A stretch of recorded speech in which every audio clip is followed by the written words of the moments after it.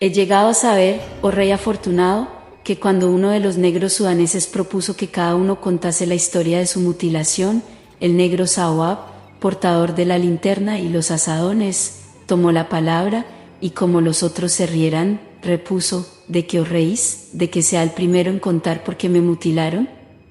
Y los otros dijeran: nos parece muy bien, te escuchamos. Entonces el eunuco Sawab dijo: sabed que apenas tenía 5 años de edad cuando el mercader de esclavos me sacó de mi tierra para traerme a Bagdad, y me vendió a un guardia de palacio. Este hombre tenía una hija que en aquel momento contaba 3 años. Fui criado con ella, era la diversión de todos cuando jugaba con la niña, y bailaba danzas muy graciosas y le cantaba canciones.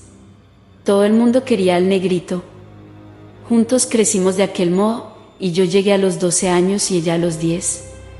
Y nos dejaban jugar juntos.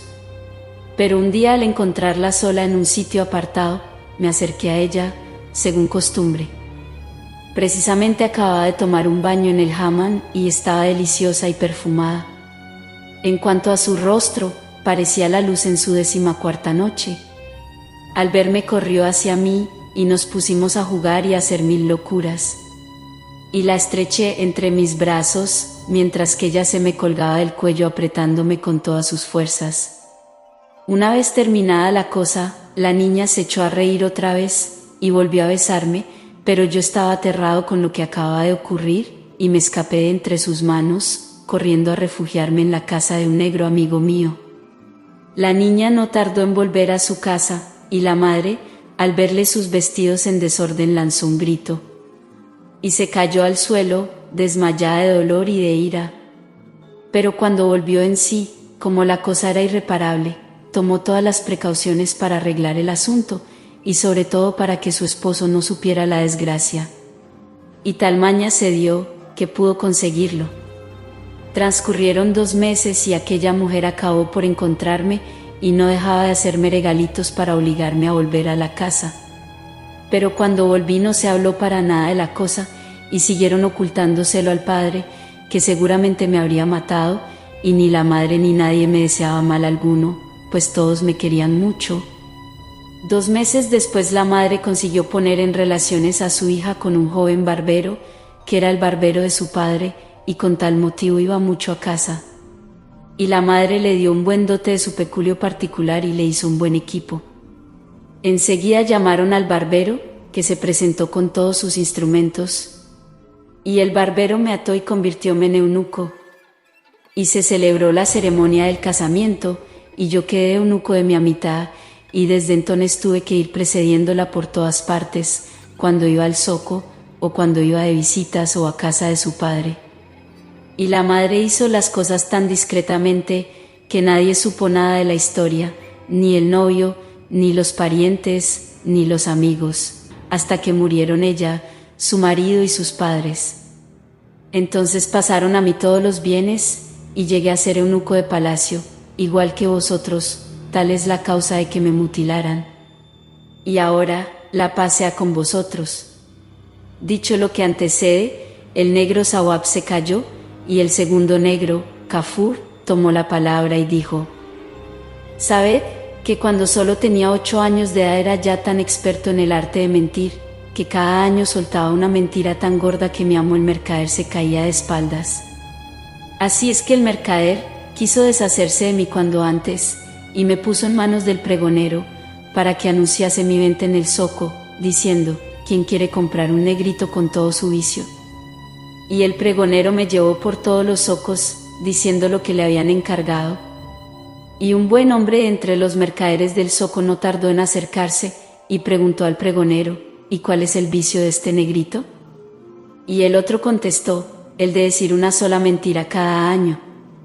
Y el mercader insistió: ¿y qué precio piden por ese negrito con su vicio? A lo cual contestó el pregonero: solo 600 dracmas.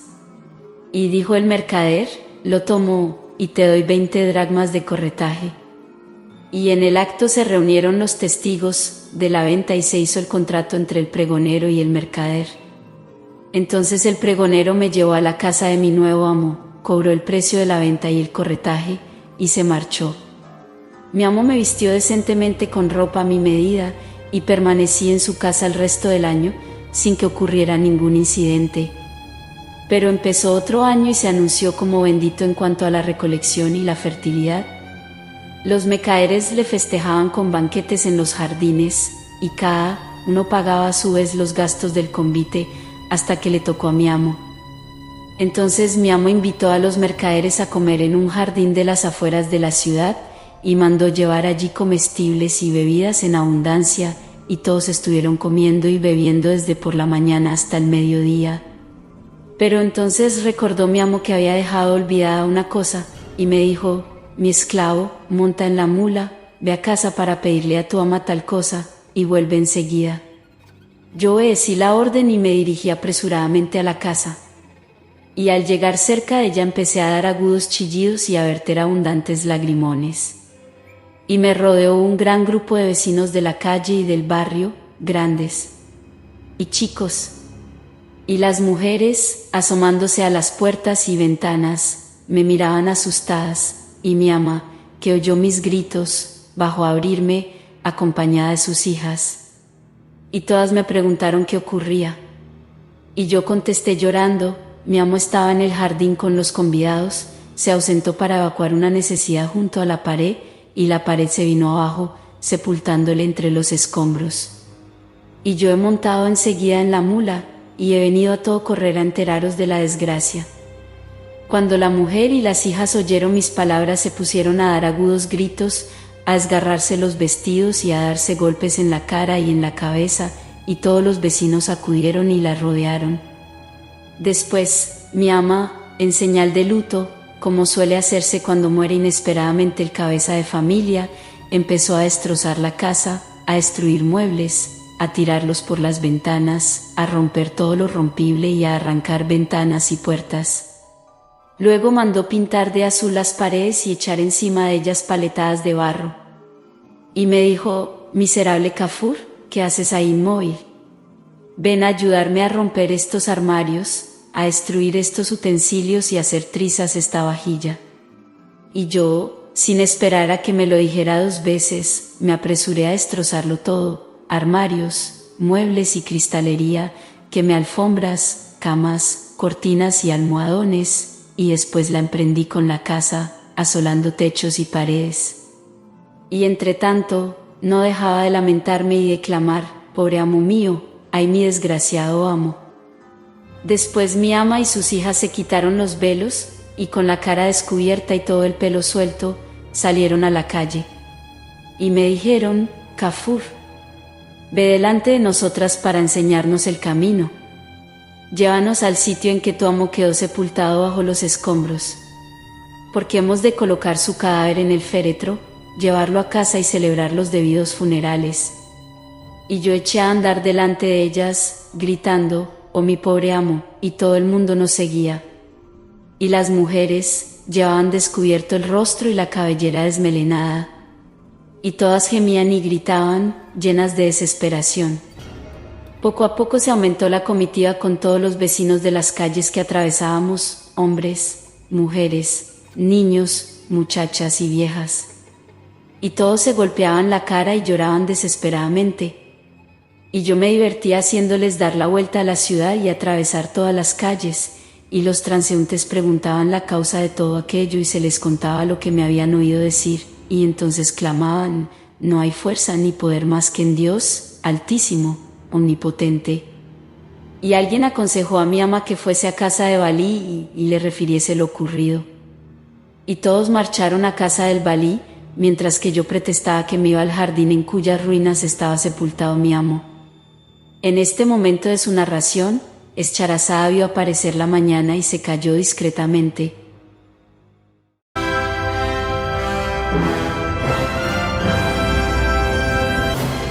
He llegado a saber, oh rey afortunado, que el eunuco Kafur prosiguió de este modo el relato de su historia.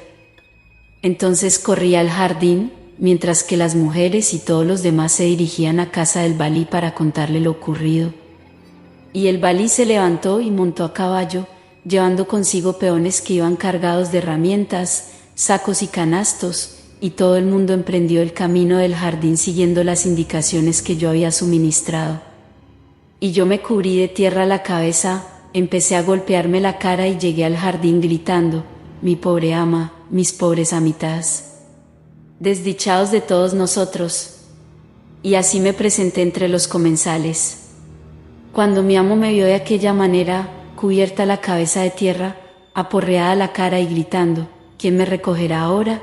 ¿Qué mujer será tan buena para mí como mi pobre ama? Cambió de color, le palideció la tez, y me dijo: ¿qué te pasa, Kafur? ¿Qué ha ocurrido? Dime. Y yo le contesté: amo mío, cuando me mandaste que fuera a casa a pedirle tal cosa a mi ama, llegué y vi que la casa se había derrumbado, sepultando entre los escombros a mi ama y a sus hijas. Y mi amo gritó entonces: ¿pero no se ha podido salvar tu ama? Y yo dije: nadie se ha salvado, y la primera en sucumbir ha sido mi pobre ama. Y me volvió a preguntar: ¿pero y la más pequeña de mis hijas tampoco se ha salvado? Y contesté: tampoco. Y me dijo: ¿y la mula, la que yo suelo montar, tampoco se ha salvado? Y dije: no, amo mío, porque las paredes de la casa y las de la cuadra se han derrumbado encima de todo lo que había en la casa, sin excluir a los carneros, los gansos y las gallinas. Todo se ha convertido en una masa informe debajo de las ruinas. Nada queda ya. Y volvió a preguntarme: ¿ni siquiera el mayor de mis hijos? Y respondí: ay, ni siquiera ese. No ha quedado nadie con vida. Ya no hay casa ni habitantes. Ni siquiera quedan ya rastros de ello. En cuanto a los carneros, los gansos y las gallinas, deben ser en este momento pasto de los perros y los gatos. Cuando mi amo oyó estas palabras, la luz se transformó para él en tinieblas, quedó privado de toda voluntad, las piernas no le podían sostener, se le paralizaron los músculos y se le encorvó la espalda. Después empezó a desgarrarse la ropa, a mesarse las barbas, a bofetearse y a quitarse el turbante. Y no dejó de darse golpes hasta que se le ensangrentó todo el rostro. Y gritaba: mi mujer, mis hijos, qué horror, qué desdicha, habrá otra desgracia semejante a la mía. Y todos los mercaderes se lamentaban y lloraban como él para expresarle su pesar, y se desgarraban las ropas. Entonces mi amo salió del jardín seguido de todos los convidados, y no cesaba de darse golpes, principalmente en el rostro, andando como si estuviera borracho. Pero apenas había traspuesto la puerta del jardín, vio una gran polvareda y oyó gritos desaforados.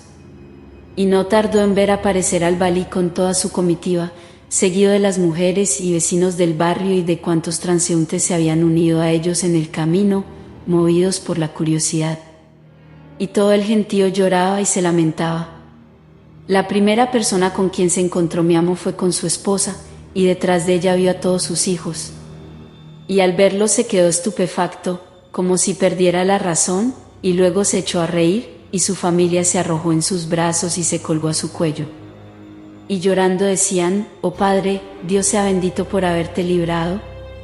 Y él les preguntó: ¿y vosotros? ¿Qué os ha ocurrido? Su mujer le dijo: bendito sea Dios que nos permite volver a ver tu cara sin ningún peligro, pero ¿cómo lo has hecho para salvarte de entre los escombros? Nosotros ya ves que estamos perfectamente. Y a no ser por la terrible noticia que nos anunció Kafur, tampoco habría pasado nada en casa. Y mi amo exclamó: ¿pero qué noticia es esa? Y su mujer dijo: Kafur llegó con la cabeza descubierta y la ropa desgarrada, gritando: mi pobre amo, mi desdichado amo. Y le preguntamos: ¿qué ocurre, Kafur? Y nos dijo: mi amo se había acurrucado junto a una pared para evacuar una necesidad, cuando de pronto la pared se derrumbó y le enterró vivo. Entonces dijo mi amo: pero si Kafur acaba de venir ahora mismo gritando: mi ama, los pobres hijos de mi ama. Y le he preguntado: ¿qué ocurre, Kafur? Y me ha dicho: mi ama, con todos sus hijos, acaba de perecer debajo de las ruinas de la casa. Inmediatamente mi amo se volvió hacia donde estaba yo, y vio que seguía echándome polvo sobre la cabeza, y desgarrándome la ropa, y tirando el turbante. Y dando una voz terrible, me mandó que me acercara.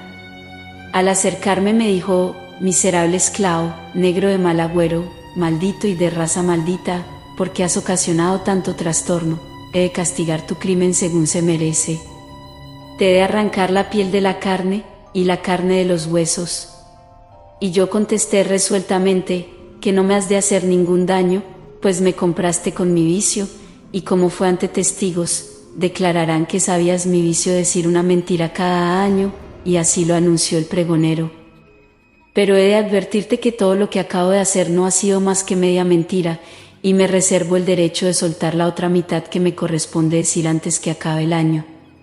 Mi amo, al oírme, exclamó: tú, el más vil y maldito de todos los negros, con que lo que acabas de hacer no es más que la mitad de una mentira, pues valiente calamidad la que tú eres. Vete, perro, hijo de perro, te despido. Ya estás libre de toda esclavitud. Y yo dije: podrás echarme, mi amo, pero yo no me voy. De ninguna manera. He de soltar antes la otra mitad de la mentira. Y esto será antes de que acabe el año. Entonces me podrás llevar al zoco para venderme con mi vicio. Pero antes no me puedes abandonar, pues no tengo oficio de que vivir. Y cuanto te digo es cosa muy legal, y legalmente reconocida por los jueces cuando me compraste. Y mientras tanto, los vecinos que habían venido para asistir a los funerales se preguntaban qué era lo que pasaba. Entonces les enteraron de todo, lo mismo que al valí, a los mercaderes y a los amigos, explicándoles la mentira que yo había inventado. Y cuando les dijeron que todo aquello no era más que la mitad, llegaron todos al límite de la estupefacción, juzgando que aquella mitad era ya de suyo bastante enorme. Y me maldijeron, y me brindaron toda clase de insultos, a cual peor de todos. Y yo seguía riéndome, y decía: no tenéis razón en reconvenirme, pues me compraron con mi vicio.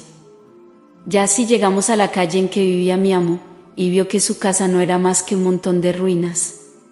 Y entonces se enteró de que yo había contribuido a destruirla, pues le dijo su mujer: Kafur ha roto todos los muebles, y los jarrones, y la cristalería, y ha hecho pedazos cuanto ha podido.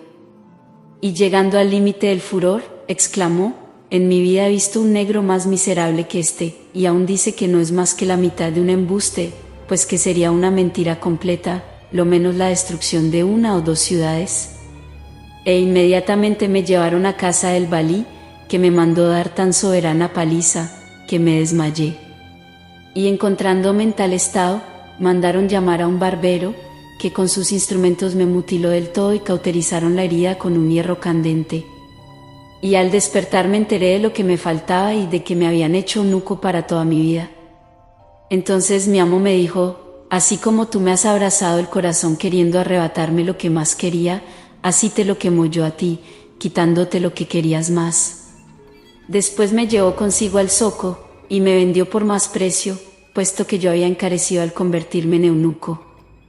Desde entonces he causado la discordia y el trastorno en todas las casas en que entré como eunuco, y he ido pasando de un amo a otro, de un emir a un emir, de un notable a un notable, según la venta y la compra, hasta ser propiedad del mismo emir de los creyentes, pero he perdido mucho, y mis fuerzas disminuyeron desde que quedé sin lo que me falta. Y tal es, oh hermanos, la causa de mi mutilación. He aquí que se ha terminado mi historia. Y los otros dos negros, oído el relato de Kafur, empezaron a reírse y a burlarse de él, diciendo: eres todo un bribón, hijo de bribón. Y tu mentira fue una mentira formidable. Después el tercer negro, llamado Akita, tomó la palabra, y dirigiéndose a sus dos compañeros dijo: sabed, oh hijos de mi tío, que cuanto acabarnos de oír es inocente y vano. Os voy a contar la causa de mi mutilación, y veréis que merecí peor castigo, pues he faltado a los respetos de mi ama y llegado a otros extremos. Pero los detalles de mis desmanes son tan extraordinarios, tan prolijos en incidentes, que ahora sería muy largo su relato, pues he aquí que se aproxima la mañana y nos va a sorprender la luz antes de abrir el hoyo y enterrar el cajón que hemos traído, y acaso nos comprometamos seriamente y nos expongamos a perder nuestras almas, de modo que hagamos el trabajo para el cual nos han enviado aquí, y después comenzaré a contaros los pormenores. Dicho esto, se levantó el negro vaquita, y con él los otros dos, que ya habían descansado, y entre los tres, alumbrados por la linterna, se pusieron a cavar un hoyo. Cavaban Kafur y Vaquita, mientras que Sawab recogía la tierra en un capazo y la echaba fuera. Y así abrieron el hoyo, y luego de depositar en él el cajón lo taparon con tierra y apisonaron el suelo. Recogieron las herramientas y el farol, salieron de la tumba, cerraron la puerta y se alejaron rápidamente. Y Ghanem bien Ayub, que lo había oído todo desde lo alto de la palmera, vio cómo desaparecían a lo lejos. Y cuando pasó un gran rato, empezó a preocuparle lo que pudiera contener aquel cajón. Pero no se atrevió a bajar de la palmera y aguardó a que brillase la primera claridad del alba. Entonces descendió de la palmera y empezó a cavar la tierra con las manos, no cesando hasta que logró sacar el cajón, después de grandes esfuerzos. Cogió entonces una piedra y rompió el candado con que estaba cerrado el cajón. Y al levantar la tapa vio a una joven que parecía dormida, pues la respiración movía compasadamente su pecho. Estaba indudablemente bajo la influencia del Bang. Era de una sin igual hermosura, con una tez delicada, suave y deliciosa. Estaba cubierta de alhajas y llevaba al cuello un collar de oro con gemas preciosas, en las orejas arracadas de una sola piedra inapreciable, y en los tobillos y en las muñecas unas pulseras de oro cuajadas de brillantes. Aquello debía valer más que todo el reino del sultán. Cuando Ghanem reconoció bien a la hermosa joven y se cercioró de que no había sufrido ninguna violencia de los eunucos que hasta allí la habían llevado para enterrarla viva, se inclinó hacia ella, la cogió en brazos y la depositó suavemente en el suelo. Y al respirar la joven el aire vivificador, adquirió su rostro nueva vida, exhaló un gran suspiro, tosió, y con estos movimientos se le cayó de la boca un pedazo de pan capaz de adormecer a un elefante 2 noches seguidas. Entonces entreabrió los ojos, unos ojos adorables, y dominada todavía por el Bang, exclamó con una voz llena de dulzura: ¿Dónde estás, hija? ¿No es que tengo sed? Tráeme un refresco. ¿Y tú, Sahara, dónde estás? ¿Y Sabia? ¿Y Eschagarad Aldor? ¿Y Nuralada? ¿Y Nagma? ¿Y Subia? ¿Y tú, sobre todo, Nosa, oh dulce y gentil Nosa, en dónde estáis que no me respondéis?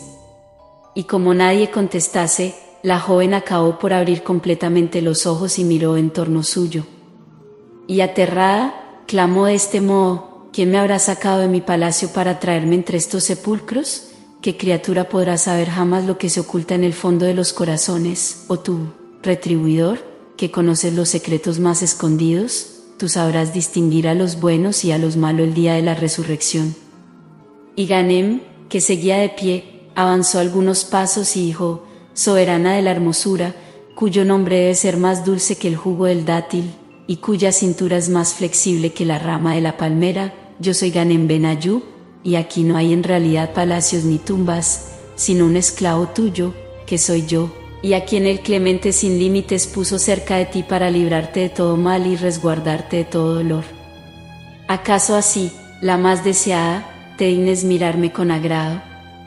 Y la joven, en cuanto se cercioró de la realidad de cuanto veía, después se volvió hacia Ghanem, le miró con sus ojos resplandecientes, y puesta la mano en el corazón dijo con su voz deliciosa: favorable joven, aquí me tienes, despertando entre lo desconocido. ¿Puedes decirme quién me ha traído hasta aquí? Y Ghanem respondió: señora mía, te han traído 3 negros eunucos y te traían metida en un cajón. Y le contó toda la historia, cómo le había sorprendido la noche fuera de la ciudad, cómo había sacado a la joven del cajón y cómo, a no ser por él, habría perecido ahogada bajo la tierra.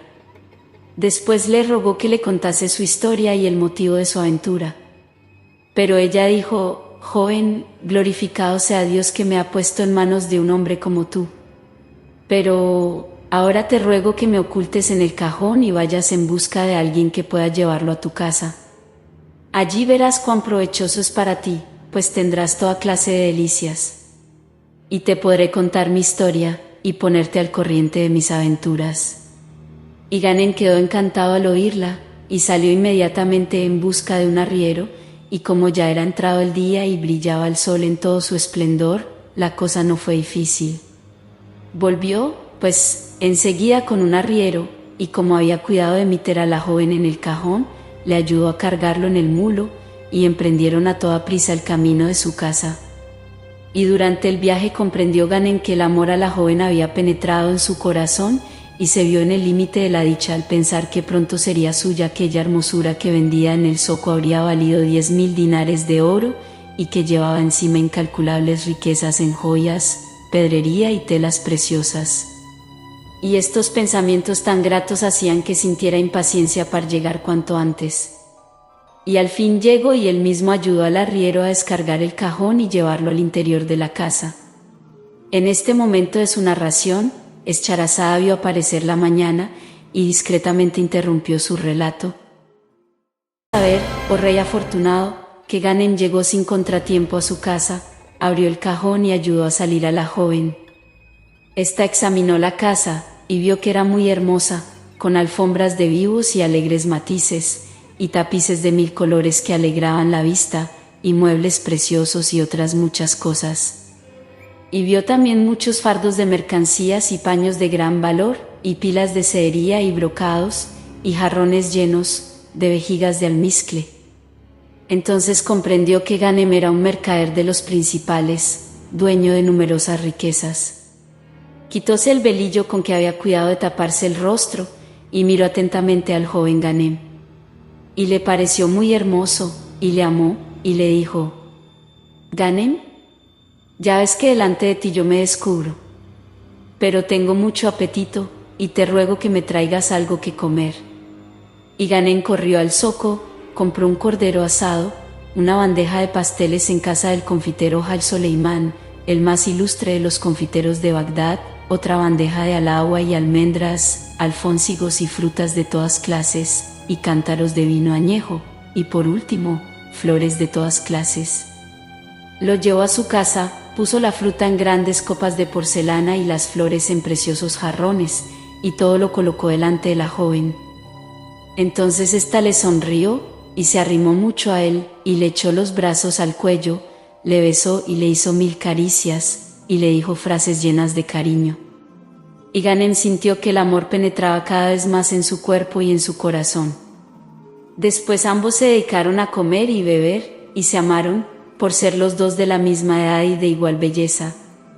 Cuando llegó la noche, se levantó Ghanem y encendió lámparas y candelabros, pero más que la luz de las bujías iluminaba la sala el esplendor de sus rostros. Luego trajo instrumentos músicos, y fue a sentarse al lado de la joven, y siguió bebiendo y jugando con ella juegos muy agradables, riendo muy dichoso y cantando canciones apasionadas y versos inspirados. Y así fue aumentando la pasión que se tenían. Y no cesaron los juegos hasta que apareció la aurora, y como el sueño había acabado por pesar sobre sus párpados, se durmieron. Apenas se despertó Ghanem, corrió al zoco para comprar viandas, legumbres, frutas, flores y vinos, todo lo necesario para pasar el día. Lo llevó a casa, se sentó al lado de la joven y se pusieron a comer muy a gusto, hasta saciarse. Después llevó Ghanem bebidas, y empezaron a beber, hasta que se colorearon sus mejillas y sus ojos se pusieran más negros y brillantes. Entonces el alma de Ghanem deseó besar a la joven.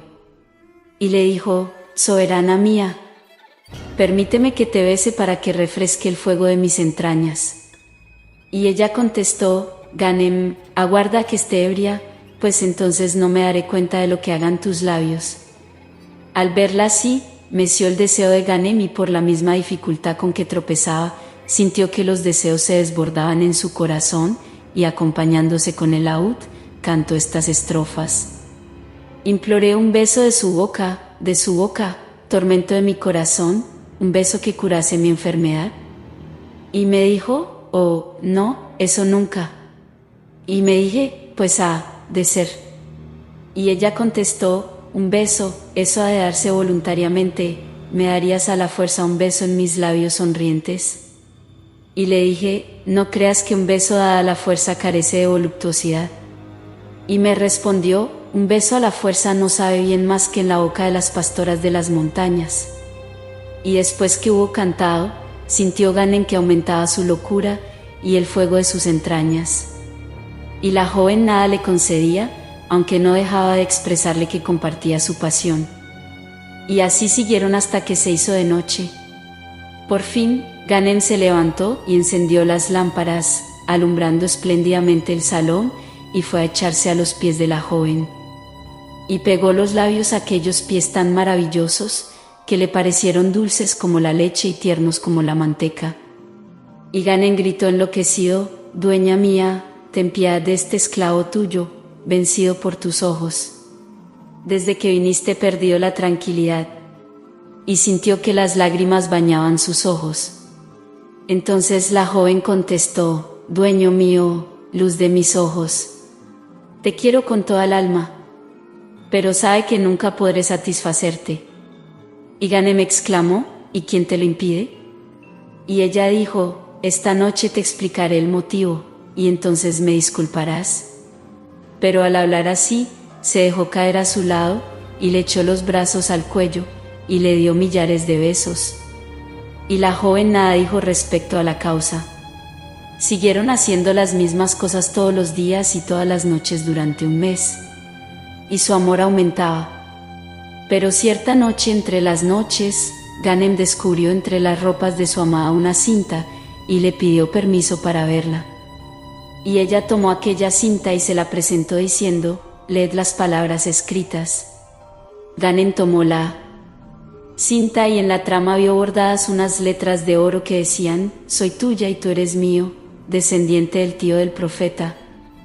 Y al leer estas palabras bordadas con letras de oro en el extremo de la cinta, dijo: «Explícame. ¿Qué significa todo esto?». Y la joven dijo: «Sabe, mi señor, que soy la favorita del califa Harún al-Rachid. Las palabras escritas en la cinta prueban que pertenezco al emir de los creyentes, al cual debo reservar el sabor de mis labios y el misterio de mi carne. Me llamo Kuat al-Kulub, y desde mi infancia me criaron en el palacio del califa. Llegué a ser tan hermosa que el califa se fijó en mí y comprobó mis perfecciones, debidas a la generosidad del Señor. Y le impresionó tanta mi belleza, que sintió un gran amor hacia mí, y me destinó un aposento en palacio para mí sola, poniendo a mis órdenes 10 esclavas muy simpáticas y serviciales. Y me regaló todas las alhajas y joyas con que me encontraste en el cajón. Y me prefirió a todas las mujeres de palacio, y hasta olvidó a su esposa el Seth Zobeida. Así es que Seth Zobeida me tomó un odio inmenso. Habiéndose ausentado un día el califa para luchar con uno de sus lugartenientes que se había rebelado, se aprovechó de ello Zobeida para combinar un plan contra mí. Sobornó a una de mis doncellas, y llamándola un día a sus habitaciones le dijo: «Cuando tu señora Kuat al-Kulub esté durmiendo, le pondrás en la boca este pedazo de ban, después de haberle echado otra dosis en la bebida.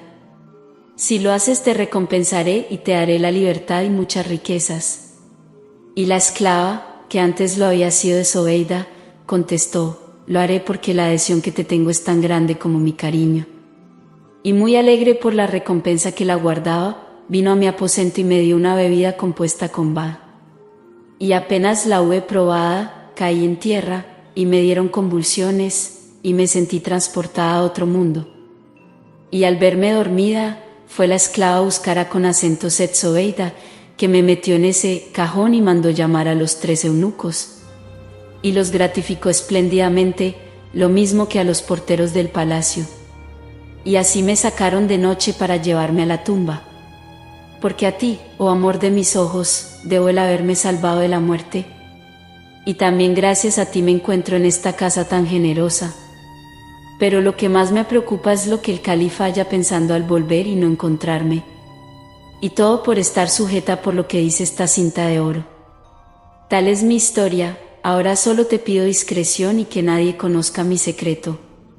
Cuando Ganem hubo oído la historia de Kuat al-Kulub y supo que era favorita y propiedad del emir de los creyentes, retrocedió hasta el fondo de la sala y ya no se atrevió a levantar sus miradas hacia la joven, pues se había convertido para él en cosa sagrada. Y así fue a sentarse en un rincón y comenzó a reconvenirse, pensando cuán poco le había faltado para ser un criminal y lo audaz que había sido solo con tocar la piel de Kuat. Y comprendió lo imposible de su amor, y cuán desgraciado era. Y acusó al destino por los golpes tan injustos que le reservaba. El corazón enamorado no disfrutará la alegría del reposo mientras lo posea el amor. El enamorado no tendrá segura su razón mientras viva la belleza en la mujer. Me han preguntado, ¿qué es el amor? Y yo he dicho, el amor es un dulce de sabroso jugo, pero de pasta amarga. Entonces la joven se acercó a Ghanem, le estrechó contra su seno, le besó, procuró consolarle. Pero Ghanem ya no se atrevía a corresponder a las caricias de la favorita del emir. Se sometía a lo que ella le hiciese, pero sin devolver beso por beso ni abrazo por abrazo, y así le sorprendió la mañana. Ghanem se apresuró a marchar al zoco para comprar las provisiones del día, y permaneció allí una hora comprando mejores cosas que los demás días, por haberse enterado del rango de su invitada. Compró todas las flores del mercado, los mejores carneros, los pasteles más frescos, los dulces más finos, los panes más dorados, las cremas más exquisitas y las frutas más sabrosas, y todo lo llevó a la casa y se lo presentó a Kuat al-Kulub. Pero apenas ella le vio, corrió a él, le miró con ojos negros de pasión y húmedos de ansiedad, y le sonrió insinuante, diciéndole, «¿Cuánto has tardado, querido mío, deseado de mi corazón? La hora de tu ausencia me ha parecido un año.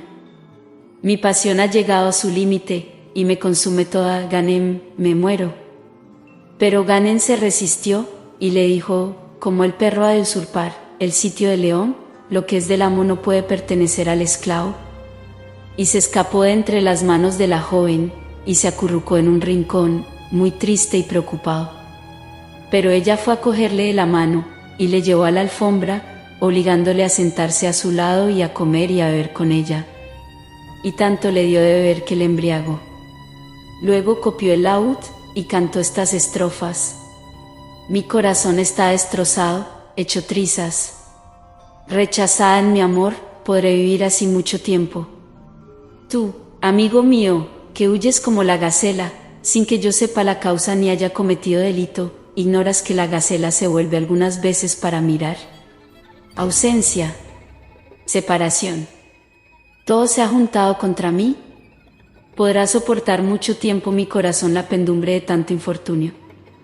Al oír estos versos, se despertó Ghanem y lloró muy conmovido, y ella también lloró al verle llorar, pero no tardaron en ponerse a beber de nuevo, y estuvieron recitando poesías hasta la noche.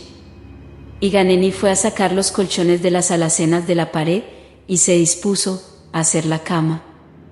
Pero en vez de hacer una, como las demás noches, cuidó de hacer dos distante una de otra, y Kuat al-Kulub, muy contrariada, le dijo, ¿para quién es ese segundo lecho? Y él contestó, uno es para mí, y otro para ti, y desde esta noche hemos de dormir de esta manera, pues lo que es del amo no puede pertenecer al esclavo, o Kuat al-Kulub. Pero ella replicó, amor mío, desprecia esa moral atrasada. Disfrutemos del placer que pasa junto a nosotros y que mañana estará ya lejos. Todo lo que ha de suceder sucederá, pues cuanto escribió el destino tiene que cumplirse. Pero Ghanem no quiso someterse, y Kuat al-Kulub sintió que aumentaba su pasión, más ardiente, pero Ghanem insistía, lo que es del amo no puede pertenecer al esclavo. Entonces lloró la joven, cogió el laúd y se puso a cantar. Soy hermosa y esbelta. ¿Por qué huyes de mí? Nada falta a mi hermosura, pues estoy llena de maravillas. ¿Por qué me abandonas? He incendiado todos los corazones y he quitado el sueño a todos los párpados. Pero Ghanem, aunque más enamorado que nunca, no quiso faltar al respeto debido al califa, y a pesar de los grandes deseos de la joven, todo siguió lo mismo durante un mes. Esto en cuanto a Ghanem y a Kuat al-Kulub, favorita del emir de los creyentes. Pero en cuanto a Zobeida, aquí que cuando el califa se ausentó hizo con su rival lo que ya se ha referido, pero después reflexionó y se dijo, ¿qué contestaré al califa cuando al regresar me pida noticias de Kuat al-Kulub? Entonces se decidió a llamar a una vieja cuyos buenos consejos le inspiraban gran confianza desde muy niña. Y le reveló su secreto, y le dijo: ¿qué haremos ahora después de haberle pasado a Cuatalculub lo que le habrá pasado? La vieja contestó: me hago cargo de todo, oh mi señora, pero el tiempo apremia, porque el califa va a volver enseguida. Hay muchos medios de ocultárselo todo, pero te voy a indicar el más rápido y seguro. Encarga que te hagan un maniquí de madera que simule el cadáver. Lo depositaremos en la tumba con gran ceremonial, se le encenderán candelabros y cirios a su alrededor, y mandarás a todos los de palacio, a todas tus esclavas y a las esclavas de Cuatalculub, que se vistan de luto y que pongan colgaduras negras. Y cuando venga el califa y pregunte la causa de todo esto, se le dice: oh mi señor, tu favorita Cuatalculub ha muerto en la misericordia de Dios, ojalá viva los largos días que ella no ha vivido.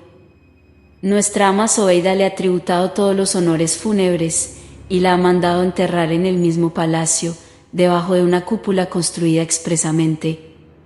Entonces el califa, conmovido por tus bondades, te las agradecerá mucho, y llamará a los lectores del Corán para que velen junto a la tumba recitando los versículos de los funerales.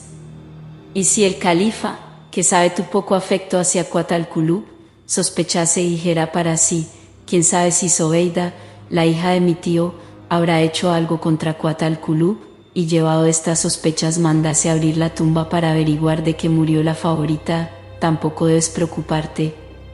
Porque cuando hayan abierto la fosa, y saquen el maniquí hecho a semejanza de un hijo de Adán, y cubierto con un suntuoso sudario, si quisiera el califa levantar el sudario, no dejarás de impedírselo, y todo el mundo se lo impedirá, diciendo: oh emir de los creyentes, no es lícito ver a una mujer muerta con todo el cuerpo desnudo. Y el califa acabará por convencerse de la muerte de su favorita, y la mandará enterrar de nuevo, y agradecerá tu acción. Y así, como Dios lo quiera, te verás libre de este cuidado. La sultana comprendió que acababa de oír un excelente consejo, y obsequió a la vieja regalándole un magnífico vestido de honor y mucho dinero, encomendándole que se encargase personalmente de la ejecución del plan. Y la vieja logró que un artífice fabricara el maniquí, y se lo llevó a Zobeida, y ambas lo vistieron con las mejores ropas de Cuatalculub. Le pusieron un sudario riquísimo, le hicieron grandes funerales, lo colocaron en la tumba, encendieron candelabros y blandones, y tendieron alfombras alrededor para las oraciones y ceremonias acostumbradas. Y Zobeida mandó poner colgaduras negras en todo el palacio, y que las esclavas vistieran de luto. Y la noticia de la muerte de Cuatalculub se extendió por todo el palacio, y todo el mundo, sin excluir a Marrur y los eunucos, lo dieron por cierto. No tardó en regresar de su viaje el califa, y al entrar en palacio se dirigió apresuradamente a las habitaciones de Cuatalculub, que llenaba todo su pensamiento. Pero al ver a la servidumbre y a las esclavas de la favorita vestidas de luto, comenzó a temblar. Y salió a recibirle Zobeida, también de luto. Y cuando le dijera que aquello era porque había fallecido Cuatalculub, el califa cayó desmayado. Pero al volver en sí, preguntó dónde estaba la tumba para ir a visitarla. Zobeida dijo: sabe, oh emir de los creyentes, que por consideración a Cuatalculub he querido enterrarla en este mismo palacio. Y el califa, sin quitarse la ropa del viaje, se dirigió hacia el sepulcro de Cuatalculub, y vio los blandones y los cirios encendidos, y las alfombras tendidas alrededor. Y al ver todo esto dio las gracias a Zobeida, encomiando su buena acción, y después regresó a palacio. Pero como era receloso por naturaleza, empezó a dudar y a alarmarse, y para acabar con las sospechas que le atormentaban, mandó que se abriera la tumba, y así se hizo. Pero el califa, gracias a la estratagema de Zobeida, vio el maniquí cubierto con el sudario, y creyendo que era su favorita, lo mandó enterrar de suevo, y llamó a los sacerdotes y a los lectores del Corán, que recitaron los versículos de los funerales. Y él, mientras tanto, permanecía sentado en la alfombra llorando a lágrima viva, hasta que acabó por caer desmayado. Y así acudieron todos durante un mes, los ministros de la religión y los lectores del Corán, mientras que él, sentando junto a la tumba, ella oró amargamente. En este momento de su narración, Escharazada vio aparecer la mañana e interrumpió discretamente su relato. He llegado a saber, oh rey afortunado, que el califa acudió todos los días a la tumba de su favorita durante un mes. Y el último día duraron las oraciones y la lectura del Corán desde la aurora hasta la aurora siguiente. Y entonces cada cual pudo regresar a su casa. Y el califa, rendido por la fatiga y el dolor, regresó a palacio, y no quiso ver a nadie, ni siquiera a su visir Giafar, ni a su esposa Zobeida. Y de pronto cayó en un sueño profundo, velándole 2 esclavas. Una de ellas estaba junto a la cabeza del califa y la otra a sus pies. Pasada una hora, cuando el sueño del califa ya no fue tan profundo, oyó a la esclava que estaba junto a su cabeza decir a la que estaba a sus pies: «¿Qué desdicha, amiga Subia?». Y Subia contestó: «¿Pero qué ocurre, hermana Nosa?». Y Nosa dijo: «Nuestro amo debe ignorar todo lo ocurrido cuando pasa las noches junto a una tumba donde solo hay un pedazo de madera, un maniquí fabricado por un artífice». Y Subia dijo: «Pues entonces, ¿qué ha sido de Kuat al-Kulub? ¿Qué desgracia cayó sobre ella?». Nosa respondió: «Sabe, a Subia, que me lo ha contado todo la esclava preferida de nuestra ama Sabeida. Por su encargo le dio banja a Kuat al-Kulub, que se durmió inmediatamente, y entonces nuestra ama Zobeida la metió en un cajón y la entregó a los eunucos Awad, Kafur y Vaquita para que lo enterrasen en un hoyo». Y Subia, llenos de lágrimas los ojos, exclamó: «Nosa, ¿y nuestra dulce ama Kuat al-Kulub habrá muerto de manera tan horrible?». Nosa contestó: «Dios preserve de la muerte a su juventud». «Pero no ha muerto, pues Zobeida ha dicho a su esclava: he averiguado que Kuat al-Kulub ha podido escaparse y que está en casa de un joven mercader de Damasco llamado Ghanem ben Ayub hace ya 4 meses. Comprenderás, Subia, cuán desgraciado es Nuestra Señora al ignorar que vive su favorita mientras sigue velando todas las noches junto a una tumba que no hay ningún cadáver». Y las 2 esclavas continuaron hablando durante algún tiempo, y el califa oía sus palabras. Y cuando acabaron de hablar ya no le quedaba nada que saber al califa. Y se incorporó súbitamente dando tal grito, que las esclavas huyeran aterradas, y sentía una ira espantosa al pensar que su favorita llevaba 4 meses en casa del joven llamado Ghanem ben Ayub. Y se levantó, y mandó llamar a los emires y notables, así como a su visir Giafar al-Barmaki, que llegó apresuradamente y besó la tierra entre sus manos. Y el califa le dijo: «Giafar, averigua dónde vive un joven mercader llamado Ghanem ben Ayub, asalta su casa con mis guardias y me traes a mi favorita Kuat al-Kulub, y también a ese insolente mancebo, para castigarle». Y Giafar contestó: «Escucho y obedezco», y salió con una compañía de guardias, acompañándole el valí con sus dependientes, y todos juntos no dejaron de hacer pesquisas hasta descubrir la casa de Ghanem ben Ayub. En aquel momento, Ghanem acababa de regresar del zoco y estaba sentado junto a Kuat al-Kulub, teniendo delante un hermoso carnero asado y relleno de manjares. Y lo estaban comiendo con mucho apetito. Pero al oír el ruido que armaban los de fuera, Kuat al-Kulub miró por la ventana y emprendió la desdicha que se cernía sobre ellos, pues la casa estaba cercada por los guardias, el portalfanje, los mamalik y los jefes de la tropa, y vio a su cabeza al visir Giafar y al valí de la ciudad. Y todos daban vueltas alrededor de la casa como lo negro de los ojos da vueltas alrededor de los párpados. Y adivinó que el califa lo había averiguado todo, y que estaría celosísimo de Ghanem, que desde haría 4 meses la tenía en su casa. Y al pensar estas cosas, se contrajeron sus hermosas facciones, palideció de terror, y dijo a Ghanem: «Oh querido mío, ante todo piensa en tu salvación. Levántate y escapa». Y Ghanem contestó: «Alma mía, ¿cómo voy a salir si está la casa cercada de enemigos?». Pero ella le vistió con un ropón viejo y roto que le llegaba a las rodillas, cogió una marmita de las de llevar carne y se la puso en la cabeza. Colocó en la marmita pedazos de pan y unos tazones con las sobras de la comida, y le dijo: sal sin ningún temor, pues creerán que eres el criado del fondista, y nadie te hará daño. Y en cuanto a mí, ya me las sabré arreglar, pues conozco el poder que ejerzo sobre el califa. Entonces Ghanem se apresuró a salir, y atravesó las filas de guardias y mamalik, con la marmita en la cabeza. Y no le ocurrió nada malo, porque le protegía el único protector que sabe guardar a los hombres bien intencionados, librándoles de los peligros y de la mala suerte. Entonces el visir Giafar echó pie a tierra, entró en la casa y llegó hasta la sala, llena de fardos y de sederías. Mientras tanto, Kuat al-Kulub había tenido tiempo para hermosearse y vestirse la ropa más rica con todas sus alhajas. Y se había puesto un brillante como los más brillantes. Y había reunido en un cajón los efectos más preciosos, las joyas y pedrerías y todas las cosas de valor.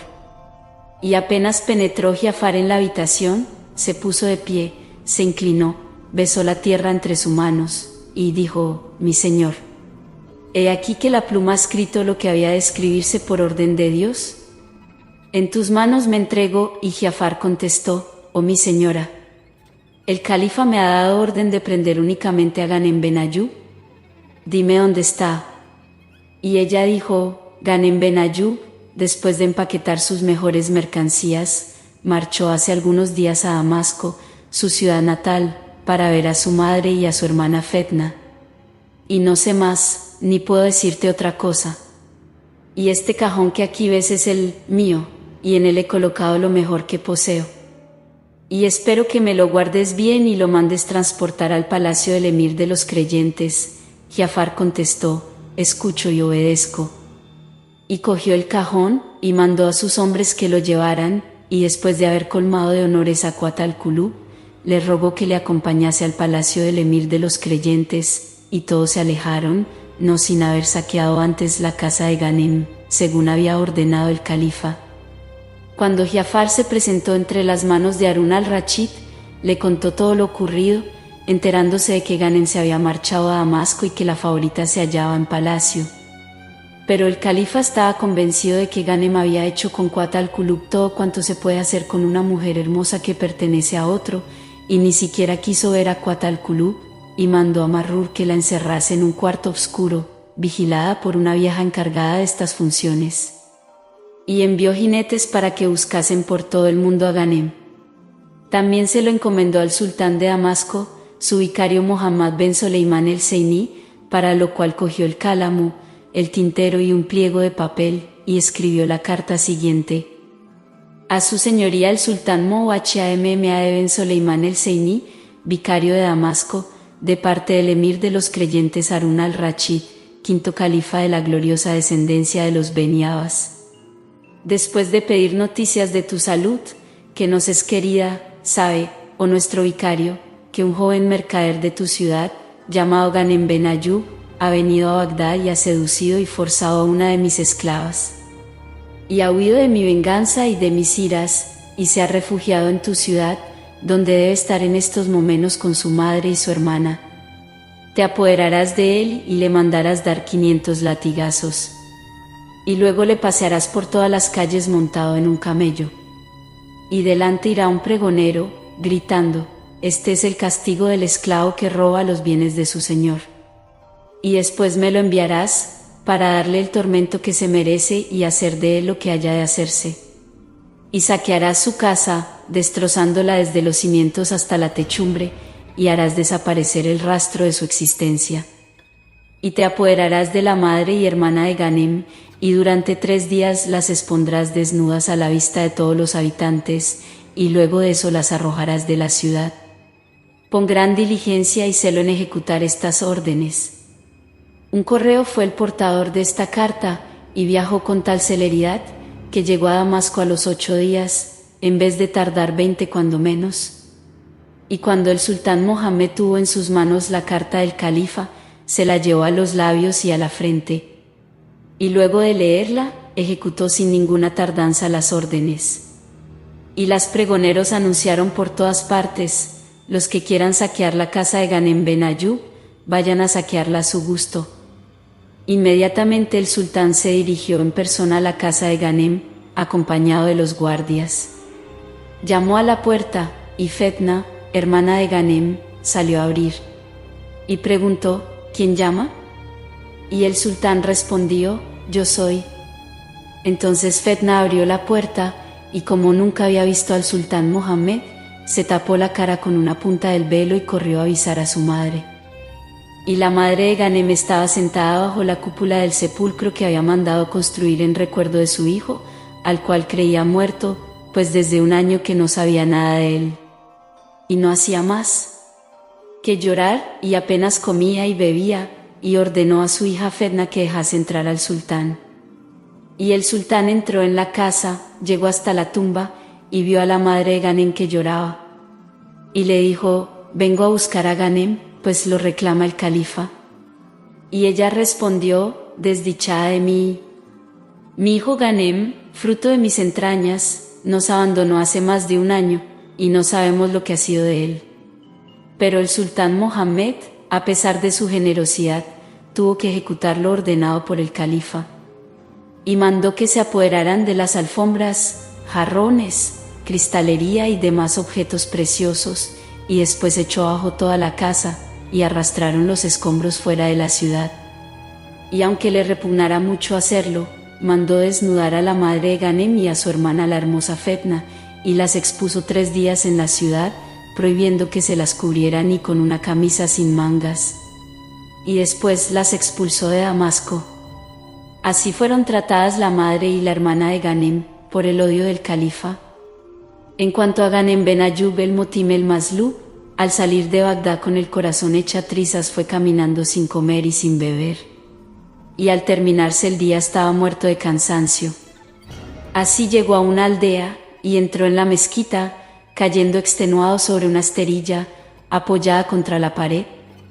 Y allí permaneció sin sentido, palpitándole desordenadamente el corazón y sin fuerzas para hacer un movimiento ni nada. Los vecinos del pueblo que fueron a orar a la mezquita por la mañana lo vieron tendido y exánime. Y comprendiendo que tendría hambre y sed, lo llevaron un tarro de miel y 2 panes, y le obligaron a comer y beber. Después le dieron para que se vistiera una camisa sin mangas, muy remendada y llena de piojos. Y le preguntaron, ¿quién eres, oh forastero, y de dónde vienes? Y Ghanem abrió los ojos, pero no pudo articular palabra, no haciendo más que llorar. Y los otros estuvieron allí algún tiempo, pero acabaron por irse cada cual a sus quehaceres. Las privaciones y el dolor hicieron que Ghanem cayera enfermo, y siguió echado sobre la esterilla de la mezquita durante un mes, y se debilitó su cuerpo, cambió de color, y le devoraban las pulgas. Al verle reducido a tan mísero estado, los fieles de la mezquita se concertaron un día para llevarlo al hospital de Bagdad, que era el más próximo. Y fueron a buscar a un camellero, y le hablaron así, colocarás a este joven en tu camello, lo llevarás a Bagdad y lo dejarás a la puerta del hospital. Y seguramente el cambio de aires y los cuidados del hospital acabarán por curarle del todo. Y vendrás después a que te paguemos lo que se te deba por el viaje y por el camello.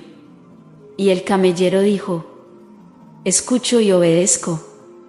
Y ayudándole los demás, cogió a Ghanem y la esterilla en que estaba echado y lo colocó sobre el camello, sujetándole bien para que no se cayese. Y cuando iban a marchar, lloraba Ghanem sus desdichas, y entonces se aproximaron 2 mujeres miserablemente vestidas que estaban entre la muchedumbre. Y al ver al enfermo, exclamaron, cuánto se parece a nuestro hijo Ghanem, pero no es posible que sea este joven reducido a su sombra. Y aquellas 2 mujeres, que estaban cubiertas de polvo y acababan de llegar al pueblo, se pusieron a llorar pensando en Ghanem, pues eran su madre y su hermana Fetna, que habían huido de Damasco y seguían ahora su camino hacia Bagdad. En cuanto al camellero, no tardó en montar en el burro, y cogiendo al camello del ronzal, se encaminó hacia Bagdad. Y en cuanto llegó, se fue al hospital, bajó a Ghanem del camello, y como era muy temprano y el hospital no estaba abierto todavía, lo dejó en la escalera y se volvió al pueblo. Y allí permaneció Ghanem hasta que los vecinos salieron de sus casas. Y al verle echado en la esterilla y reducido al estado de sombra, empezaron a hacer 1000 suposiciones. Y mientras tanto, pasó uno de los jeques entre los principales jeques del zoco. Apartó la muchedumbre, se acercó al enfermo, y dijo: si este joven entra en el hospital, lo veo perdido por falta de cuidados. Lo voy a llevar a mi casa, y Dios me premiará en su jardín de las delicias. Mandó, pues, a sus esclavos que cogieran al joven y lo llevasen a su casa, y él los acompañó, y apenas llegaron, le preparó una buena cama, con magníficos colchones y una almohada muy limpia. Y luego llamó a su esposa, y le dijo: he aquí un huésped que nos envía Dios. Lo vas a asistir con mucho cuidado. Y ella respondió: le pondré sobre mi cabeza y mis ojos. Y se arremangó, mandó calentar agua en el caldera grande, le lavó los pies, las manos y todo el cuerpo.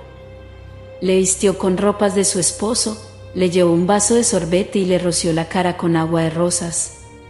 Entonces Ghanem empezó a respirar mejor y a recuperar las fuerzas poco a poco. Y con las fuerzas le acudió el recuerdo de su pasado y de su amiga Qut al-Kulub. Esto en cuanto a Ghanem ben Ayyub el-Motim el-Maslub. En cuanto a Qut al-Kulub, el califa se enojó tanto contra ella. En este momento de su narración, Escharazada vio aparecer la mañana e interrumpió discretamente su relato. Escharazada dijo: he llegado a saber, oh rey afortunado, que cuando el califa se encolerizó tanto contra Qut al-Kulub, la mandó encerrar en un cuarto oscuro bajo la vigilancia de una vieja. La favorita permaneció allí 80 días, sin comunicarse con nadie. Y el califa la había olvidado por completo, cuando un día entre los días, al pasar cerca de donde estaba Qut al-Kulub, le oyó cantar tristemente algunos versos. Y oyó también que decía lo siguiente: qué alma tan hermosa la tuya, Ghanem ben Ayyub, y qué corazón tan generoso. Fuiste noble para aquel que te oprimió. Respetaste la mujer de aquel que había de arrebatar las mujeres de tu casa. Salvaste del oprobio a la mujer de aquel que derramó la vergüenza sobre los tuyos y sobre ti. Pero ya llegará el día en que tú y el califa os veáis ante el único juez, el único justo, y saldrás victorioso de tu opresor, con la ayuda de Dios y con los ángeles por testigos. Al oír el califa estas palabras, comprendió lo que significaban estas quejas, sobre todo cuando nadie podía oírlas. Y se convenció de cuán injusto había sido con ella y con Ghanem. Se apresuró, pues, a volver a palacio, y encargó al jefe de los eunucos que fuese a buscar a Qut al-Kulub. Y Qut al-Kulub se presentó entre sus manos, y permaneció con la cabeza inclinada, arrasado los ojos en lágrimas y el corazón muy triste. Y el califa dijo: oh Qut al-Kulub, he oído que te dolías de mi injusticia. Has afirmado que obré mal con quien obró bien conmigo, quien ha respetado a mis mujeres mientras que yo perseguía a las suyas, quien ha protegido a mis mujeres mientras que yo deshonraba a las suyas. Y Qut al-Kulub contestó: es Ghanem ben Ayyub el-Motim el-Maslub, te juro, mi señor, por tus mercedes y tus beneficios, que nunca intentó forzarme Ghanem, ni cometió conmigo nada que merezca censura. ¿No hallarías en él ni el impudor ni la brutalidad? Y convencido el califa, disipadas todas sus sospechas, dijo: ¿qué desventura la de este error, Qut al-Kulub? Pídeme lo que quieras, y satisfaré todos tus deseos. Y Qut al-Kulub dijo: emir de los creyentes, si me lo permites, te pediré a Ghanem ben Ayyub. Y el califa, a pesar de todo el amor que aún le inspiraba a su favorita, le dijo: así se hará. Te lo prometo con toda la generosidad de un corazón que nunca se vuelve atrás de lo que ha ofrecido. Será colmado de honores. Y Qut al-Kulub prosiguió: oh emir de los creyentes, te pido que cuando vuelva Ghanem le hagas don de mi persona, para ser su esposa. Y el califa dijo: cuando vuelva Ghanem, te concederé lo que pides, y serás su esposa y propiedad suya. Y contestó Qut al-Kulub: oh emir de los creyentes, nadie sabe lo que ha sido de Ghanem, pues el mismo sultán de Damasco te ha dicho que ignoraba su paradero. Concédeme que lo pueda buscar yo, con la esperanza de que Dios me permitirá encontrarle. Y el califa dijo: te autorizo para que hagas lo que te parezca. Y Qut al-Kulub, con el pecho dilatado de alegría y regocijado el corazón, se apresuró a salir de palacio, habiéndose provisto de 1000 dinares de oro. Y recorrió aquel primer día toda la ciudad, visitando a los jeques de los barrios y a los jefes de las calles. Pero les interrogó sin conseguir ningún resultado. El segundo día fue al zoco de los mercaderes, y recorrió las tiendas, y fue a ver al jeque, a quien entregó una gran cantidad de dinares para que los repartiese entre los forasteros pobres. El tercer día se proveyó de otros 1000 dinares, y visitó el zoco de los orífices y de los joyeros. Y se encontró con el jeque entre los principales jeques, a quien entregó otra cantidad de oro para que lo repartiese entre los forasteros pobres. Y el jeque le dijo: mi señora, precisamente tengo recogido en mi casa a un joven forastero y enfermo, cuyo nombre ignoro, pero debe ser hijo de algún mercader muy rico y de noble prosapia. Porque aunque está como una sombra, es un joven de hermoso rostro, dotado de todas las cualidades y de todas las perfecciones. Indudablemente debe estar en tal situación por grandes deudas o por algún amor desgraciado. Al oírlo, Cuatalcuyú sintió que el corazón le palpitaba violentamente y que las entrañas se le estremecían. Y dijo al jeque: ya que no puedes abandonar el zoco, haz que alguien me acompañe a tu casa. Y el jeque dijo: sobre mi cabeza y sobre mis ojos. Y llamó a un niño, y le dijo: Felfel, lleva a esta señora a casa. Y Felfel echó a andar delante de Cuatalculú, y la llevó a casa del jeque, donde estaba el forastero enfermo. Cuando Cuatalculú entró en la casa, saludó a la esposa del jeque. Y la esposa del jeque la conoció, pues conocía a todas las damas nobles de Bagdad, a quienes solía visitar. Y se levantó y besó la tierra entre sus manos. Entonces Cuatalculú, después de los saludos, le dijo: buena madre, ¿puedes decirme dónde se encuentra el joven forastero que habéis recogido en vuestra casa? Y la esposa del jeque se echó a llorar y señaló una cama que allí había. Y dijo: ahí le tienes. Debe ser un hombre de noble estirpe, según indica su aspecto. Pero Cuatalculú ya estaba junto al forastero, y le miró con atención. Y vio un mancebo débil y enflaquecido semejante a una sombra, y no se le figuró ni por un instante que fuese Ghanem, pero de todos modos le inspiró una gran compasión. Y se echó a llorar, y dijo: qué desgraciados son los forasteros, aunque sean emires en su tierra. Y entregó 1000 dinares de oro a la mujer del jeque, encargándole que no escatimase nada para cuidar al enfermo. Enseguida, con sus propias manos, le dio los medicamentos, y cuando hubo pasado más de 1 hora a su cabecera, deseó la paz a la esposa del jeque, montó de nuevo en su mula y regresó a palacio. Y todos los días iba a distintos zocos, en continuas investigaciones, hasta que un día la fue a buscar el jeque, y le dijo: mi señora, como me has encargado que te presente todos los extranjeros de paso por Bagdad, vengo a poner en tus manos generosas a 2 mujeres, casada la una y soltera la otra. Y ambas son de categoría, pues así lo dan a entender su cara y su continente, pero van muy mal vestidas, y cada una lleva una alforja a cuestas, como los mendigos. Sus ojos están llenos de lágrimas. Y aquí que te las traigo, porque solo tú, soberana de los beneficios, sabrás consolarlas y fortalecerlas, evitándoles el oprobio de las preguntas impertinentes, pues no deben ser sometidas a tales indiscreciones. Y espero que, gracias al bien que les hagamos, Cuatalculú contestó: me inspiras un ardiente deseo de verlas, ¿dónde están? Entonces el jeque salió a buscarlas, y las puso en presencia de Cuatalculú. Al ver la hermosura de Fetna y la nobleza que se adornaba en su madre, y ambas cubiertas de harapos, Cuatalculú se puso a llorar y dijo: son mujeres de noble cuna. Vea en su rostro que han nacido entre honores y riquezas. Y el jeque exclamó: verdad dices, mi señora. La desgracia debe haber caído sobre su casa. Les habrá perseguido la tiranía, arrebatándoles sus bienes. Ayudémoslas.